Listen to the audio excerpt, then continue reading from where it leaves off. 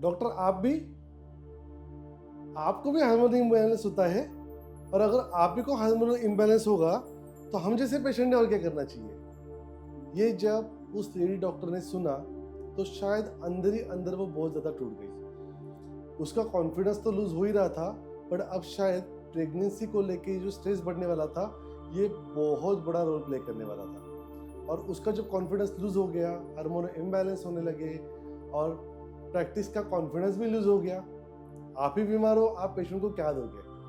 और ये सब समस्या लेके जब ये डॉक्टर खुद पेशेंट बन के मेरे पास आई, उस समय क्या हुआ ये जानने के लिए ये वीडियो आपको लास्ट तक देखना पड़ेगा। बात तो वैसे काफ़ी सालों पहले की है, लगभग 10 से 12 साल पहले की बात है।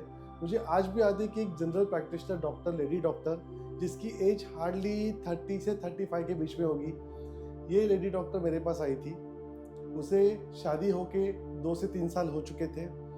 प्रेगनेंसी प्लान की होती है जनरली डॉक्टर्स में कि हमें 2 साल नहीं चाहिए, करियर है, एक्सेट्रा एक्सेट्रा एक्सेट्रा।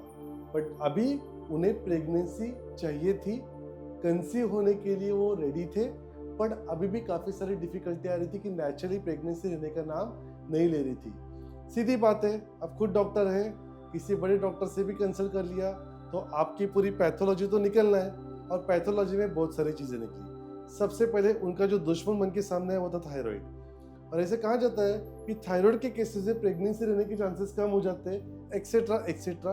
आज वैसे टेक्नोलॉजी काफ़ी ज़्यादा डेवलप हो चुकी है, लेकिन आज से 12 साल पहले इसके अलग हुआ करता था, उल्टा हुआ करता था कि थायराइड अगर है तो प्रेगनेंसी रहने के चांसेस कम हो जाते हैं, ऐसा माना जाता था, जबकि वैसे था नहीं। सेकेंड थिंग, साथ ही में बाकी के सेक्सुअल हार्मोन्स थे ही, इनमें भी अप एंड डाउन दिख रहा था। ल्यूटेनाइजिंग हार्मोन है, फॉलिकल स्टिमुलेटर हार्मोन है, पीरियड्स इरेगुलर है, डिले है, हेवी ब्लीडिंग है, एफएसएच थोड़ा बढ़ चुका है, एलएच कम हो चुका है, प्रोजेस्टेरॉन भी गड़बड़ा गया है। अब इन सब चीज़ों में उसका कॉन्फिडेंस लूज हो चुका है। अब उन्हें अपने खुद के साइंस आयुर्वेद की याद न आती तो क्या होता। ये केस मेरे पास आई और तब सबसे पहले मैंने कहा ये आपकी रिपोर्ट 2 मिनट बाजू में रखो, ऑफ कोर्स ये राइट है, सबसे पहले मुझे चेक करने दो हुआ क्या है। नाड़ी तो चेक करे।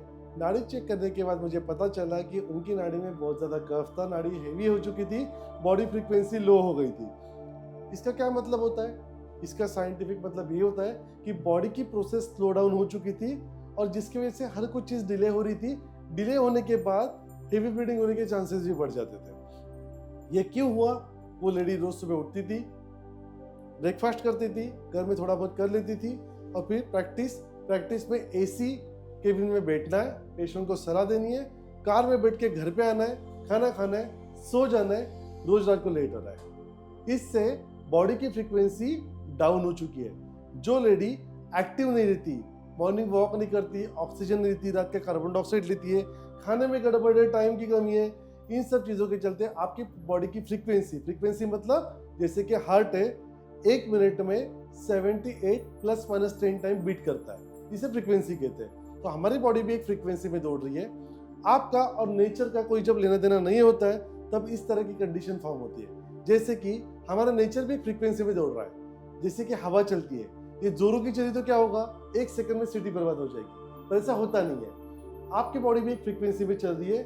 आपकी बॉडी फ्रीक्वेंसी और यूनिवर्सल फ्रीक्वेंसी जिस दिन मैच होती है उस दिन आपको हार्मोनल इम्बैलेंस नहीं होते। मैं रिपीट कर रहा हूँ, आपकी बॉडी फ्रीक्वेंसी और यूनिवर्सल फ्रीक्वेंसी जब एक दूसरे को मैच करते आपकी बॉडी में हार्मोनल इम्बैलेंस नहीं होते।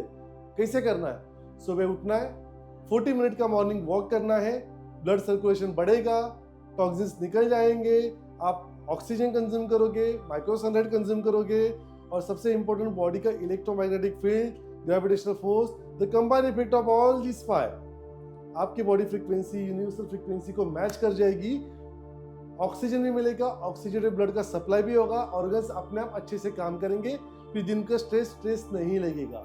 एक चीज हमेशा याद रखना, सुबह जब आप वॉक करते हो तो आप चार्ज होते हो, और दिन में, इवनिंग में, रात में आप जब वॉक करते हो आप एग्जॉस्ट होते हो, आपको चार्ज होना है।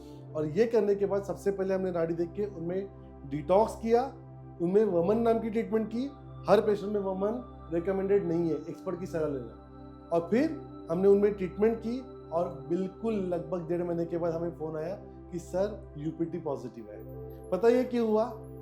क्योंकि हमने आज तक जो कचरा जमा हो गया था ना उसको बाहर निकाल दिया, उनकी लाइफस्टाइल करेक्ट की, खाना थोड़ा सा अच्छा कर लिया, अच्छा मतलब दाल चावल सब्जी रोटी, और उसका रिजल्ट तुरंत मिला। और आज सौभाग्यवश वो एक बच्चे की माँ है, बच्चा काफ़ी हेल्दी है। गर्भ संस्कार के रिजल्ट उसमें एग्जैक्ट दिखते हैं। गर्भ संस्कार को जानने के लिए आपको किसी और वीडियो तक का इंतजार करना पड़ेगा। हर हार्मोन के बारे में अगर सेपरेट जानना चाहते हो उसकी वीडियो हम जरूर बनाएंगे, बट इसके लिए आपको कमेंट बॉक्स में डालना होगा कि आप हमसे एग्जैक्टली क्या सुनना चाहते हो। तो दोस्तों, ये थी हार्मोनल इम्बैलेंस और उसका आयुर्वेद के बारे में क्या हमारी सोच है और हम उसको कैसे करेक्ट करते हैं साइंटिफिकली। ये इंफॉर्मेशन और ऐसे बहुत सारे इंफॉर्मेशन आपको देते रहेंगे। उसके लिए क्या करना होगा? Of course like, comment and subscribe, क्योंकि मैं हूं डॉक्टर अक्षय, आपका अपना लाइफस्टाइल डिसऑर्डर स्पेशलिस्ट।